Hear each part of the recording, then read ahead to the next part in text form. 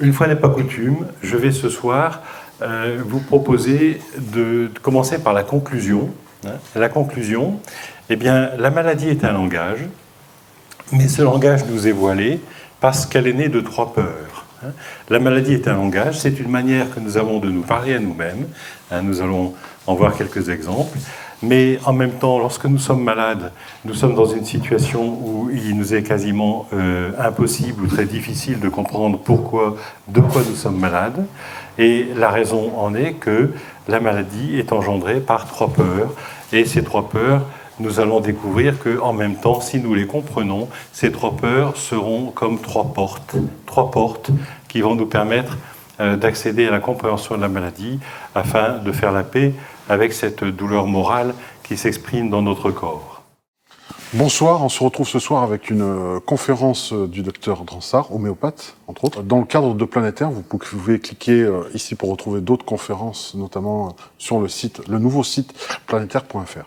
Voilà. Bonsoir Philippe Dransart. Bonsoir. Alors, ce soir, votre conférence parle de la maladie, ce qu'elle nous demande, le message qu'elle a. C'est un message, en fait, une maladie. Oui, la maladie, nous pourrions dire que la maladie, c'est un langage, c'est une manière de nous dire ce que nous ressentons, un ressenti qui nous touche, mais en même temps que nous avons du mal à assumer. Et comme nous avons du mal à l'assumer, pour différentes raisons que nous allons voir ce soir, ce ressenti est projeté dans le corps. C'est-à-dire qu'au lieu de se dire par les mots MOTS, le mental, le psychisme, par certains mécanismes dont nous n'avons pas conscience, va le neutraliser, ce ressenti, pour le projeter dans le corps, suivant un mécanisme que nous allons développer. Donc le vieil adage qui dit que quand la tête n'entend pas, le corps crie, c'est vrai, c'est ça en fait ce qui se passe. On peut dire comme ça, oui, on peut dire comme ça, que la maladie, c'est un maladire, puisque cette formule a été employée souvent, ou que les mots MOTS deviennent prisonniers des mots MAUX.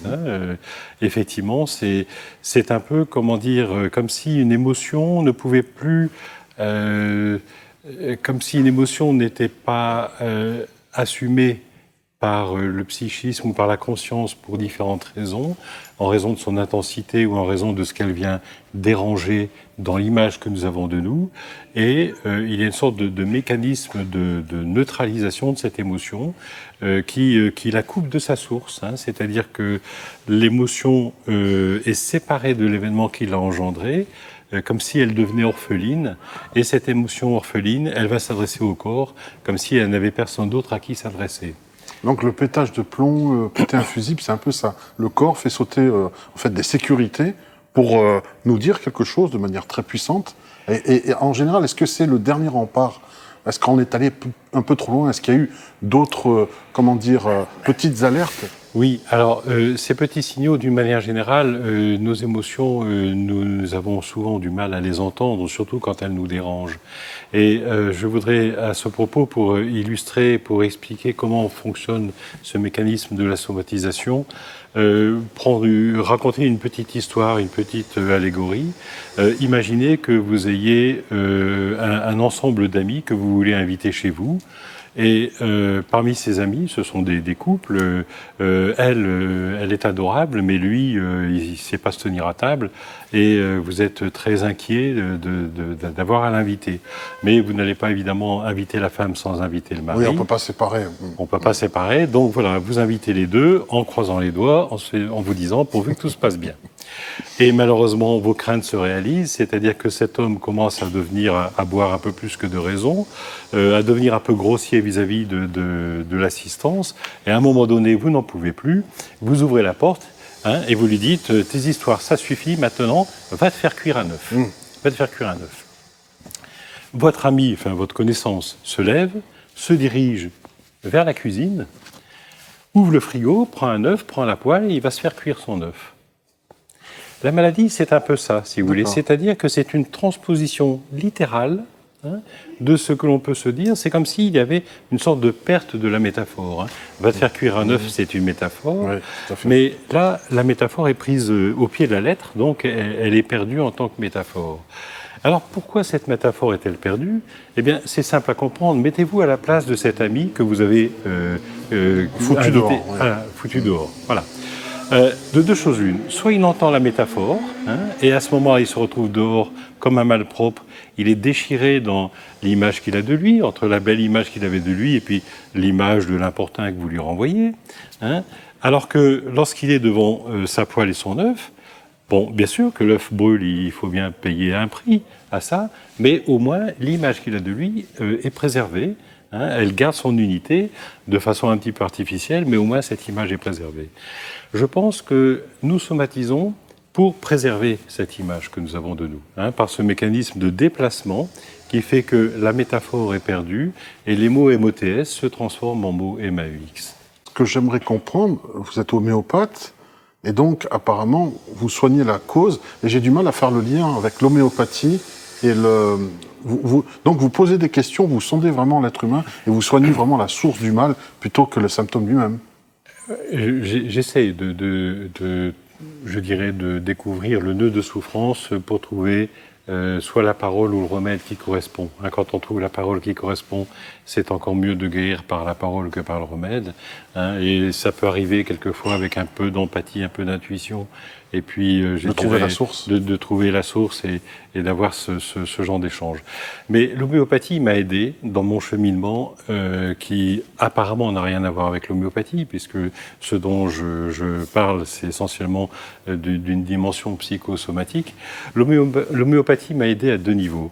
Le premier, c'est que en homéopathie, on ne retranscrit pas les symptômes du patient.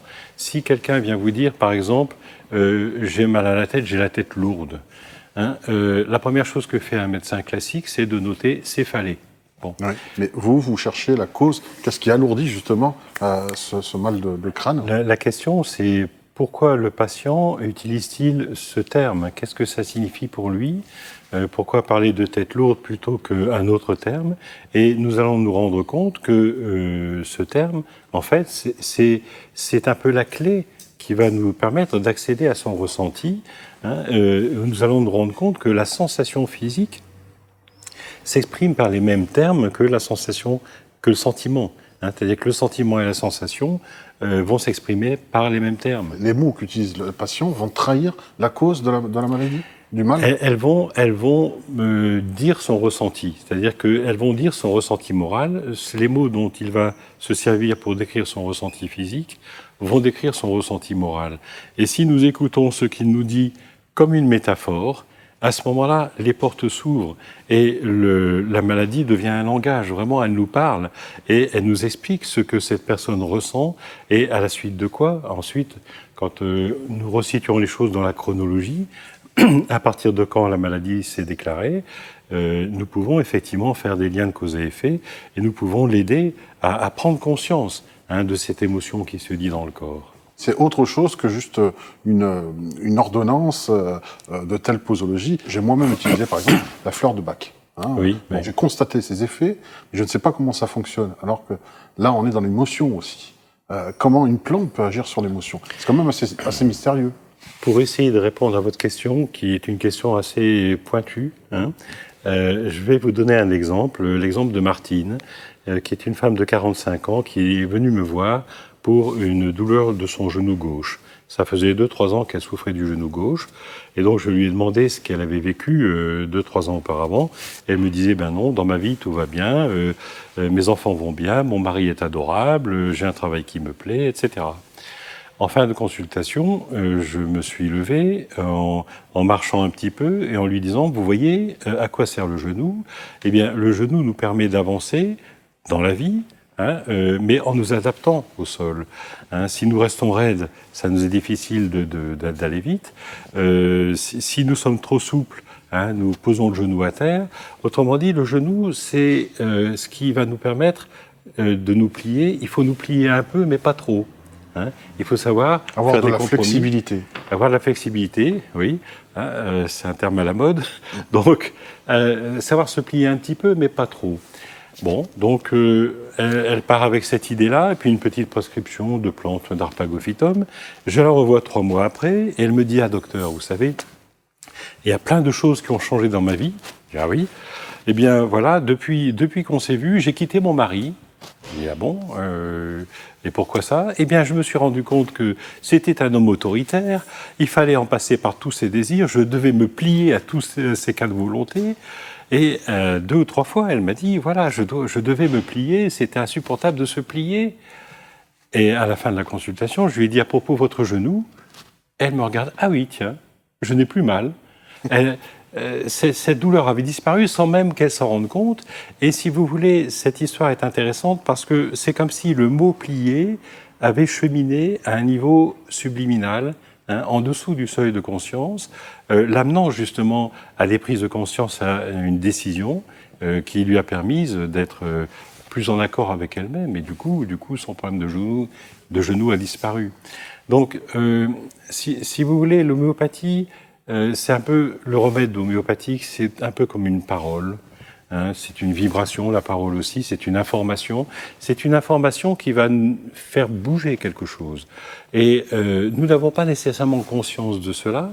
Et la guérison vient comme par hasard, mais ce n'est pas un hasard, c'est simplement que ce qui a été remué va nous permettre de nous donner juste l'impulsion qu'il faut pour découvrir la cause. Voilà. Et donc d'enlever la source. Et voilà, de prendre certaines décisions, de nous remettre en accord avec nous-mêmes. Vous parlez de 3 principales questions qu'il faut se poser lors d'une maladie, notamment quels sont les blocages et contrariétés, qu'est-ce qui me contrarie. Et là, on parle dans l'exemple de votre patiente, ce qui l'a contrarié, c'était son mari. Donc là, elle s'est posé les bonnes questions et elle a apporté une réponse assez radicale d'ailleurs. Je me suis longtemps posé la question pour m'apercevoir au fil du temps qu'il y avait 3 sortes de situations qui nous amenaient à somatiser, à être malade. La première situation, c'est lorsque nous sommes face à une contradiction. Lorsque nous sommes dans cette contradiction, comme un choix difficile à faire. Et effectivement, tant que ce choix n'est pas fait, la maladie est là comme pour essayer de résoudre cette contradiction.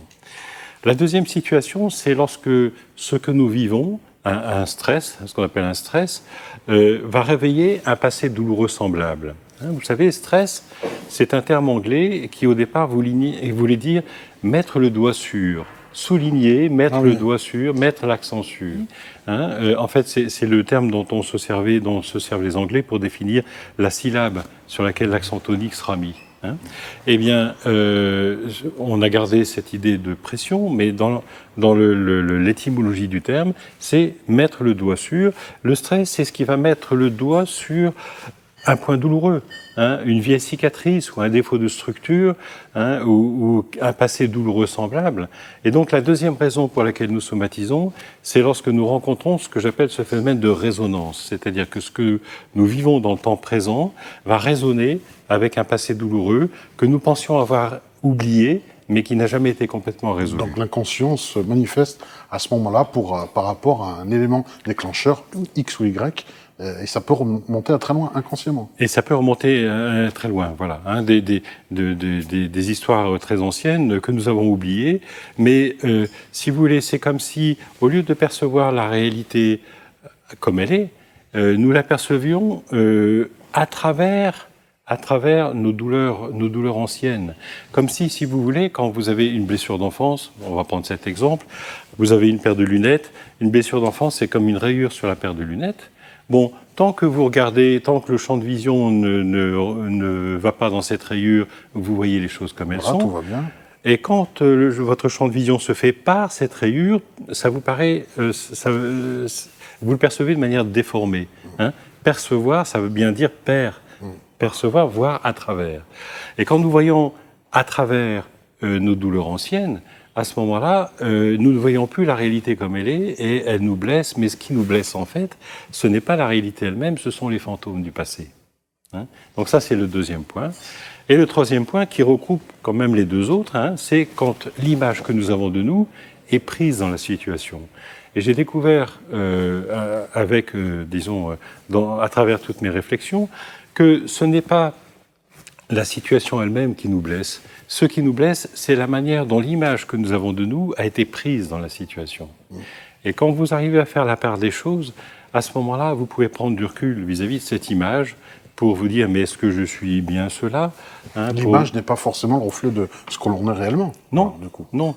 L'image de nous, c'est quelque chose que nous construisons parce que nous avons besoin de nous identifier à une certaine image de nous, mais qui sommes-nous réellement? Nous n'en savons rien.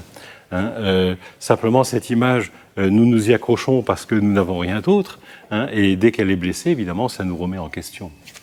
Quand nous avons une douleur du passé, cette douleur du passé, elle est un peu comme une sorte d'entaille, hein, sur un verre de lunettes. Donc le verre de lunettes est entaillé, il y a un éclat, il y a quelque chose là, il y a comme une sorte de cicatrice. Lorsque notre champ de vision ne regarde pas dans cette direction, tout va bien. Mais lorsque un événement est perçu à travers cette cicatrice, à travers cette entaille, il est perçu de manière déformée. Hein, et ce que nous vivons, ce que nous ressentons, ce n'est pas la douleur du moment présent, c'est le fantôme du passé qui remonte à la surface. Hein, c'est tout le fantôme du passé qui va remonter à la surface, et c'est ça qui nous touche. Et quand nous prenons conscience de ce mécanisme, à ce moment-là, nous pouvons prendre du recul et puis faire la part des choses. Et les deux mots-clés, hein, pour ce travail de reconnaissance et ce travail par rapport à la résonance, c'est séparer et réparer. D'accord. Donc il faut non seulement une hygiène de vie, mais aussi une hygiène, on va dire, mentale. Il faut faire attention à nos blessures pour qu'elles ne ressurgissent pas un jour en pleine figure avec une maladie. Et ça se traite... Est-ce qu'il y a de la prévention pour ça? Alors, puisque vous parlez de prévention, hein, donc les 3 raisons pour lesquelles nous somatisons, c'est contradiction, résonance, image de soi, CRI, comme un cri. Un cri, c'est quelque chose qui vous échappe. Hein, c'est quelque chose qui sort de vous quand vous avez peur ou quand vous avez mal. Une vive douleur ou une peur violente vont faire que ce cri va vous échapper. La maladie, c'est la même chose. Hein, je ne vais peut-être pas vous rassurer, mais on ne peut pas empêcher le mécanisme de somatisation. Mais une fois qu'elle est là, hein, il nous est possible de prendre du recul et de nous dire, bon, qu'est-ce qui m'arrive, pourquoi ça m'est arrivé, et nous dégager de ce processus. Hein. Donc elle nous enseigne en même temps, la maladie, quelque part. Voilà, en même temps, elle nous enseigne. Je pense que, si vous voulez, quand on pose le pourquoi de la maladie, on le voit toujours un peu comme une relation de cause à effet, mais je pense que la solution, elle n'est pas dans le pourquoi en se tournant vers le passé, la solution, elle est dans le pour. Quoi, vers quoi, en termes de finalité. Je pense que la maladie a une finalité, et je pense que cette finalité, c'est un peu comme une sorte d'éveil de conscience, hein, et de libération d'une image de nous à laquelle nous nous étions identifiés, une image qui était peut-être trop restreinte. Hein, donc c'est comme une sorte d'ouverture du cœur et d'éveil de conscience. Eh bien, merci beaucoup, Dr Bransat. On se retrouve sur Planétaire. Vous pouvez cliquer ici pour retrouver d'autres conférences à d'autres dates. Merci et bonne soirée. Au revoir. Merci. Ce qui est très curieux, c'est que pendant que le patient se pose la question quel est le sens de ma maladie, la cellule cancéreuse, hein, qui a perdu son ADN, mais ce qui n'empêche pas de vivre, hein, elle vit tout à fait normalement, et même, je dirais, de façon un peu exubérante, elle est là en train de se dire, mais je vis, mais pourquoi je vis? Quel est le sens de ma vie? Pourquoi je vis? Hein? Eh bien, si vous répondez à cette question, c'est déjà une bonne étape de guérison. Donc, le fait de voir les choses sous l'angle de la métaphore, de voir que ce qui se passe dans le corps est l'image d'un tourment intérieur, ça va nous éveiller. Et en l'occurrence, en ce qui concerne le cancer, on se rend compte que finalement, cette maladie, c'est comme un désir de vivre. Ces cellules, elles vivent, hein, elles se multiplient, elles prolifèrent, elles veulent voyager, donc elles sont dans un désir de vivre, mais c'est un désir de vivre qui n'a plus de but, hein, qui n'a plus de raison d'être. C'est un désir de vivre qui a perdu sa raison d'être. Hein. Eh bien, gardez cette idée en tête et regardez autour de vous les personnes, hein, qui ont développé cette maladie, surtout lorsque ça s'est passé dans un contexte émotionnel un peu particulier. Vous verrez qu'elles gardent le désir de vivre, mais il y a quelque chose de la raison d'être qui a été blessée, et du coup cette raison d'être blessée n'arrive plus à contenir le désir de vivre.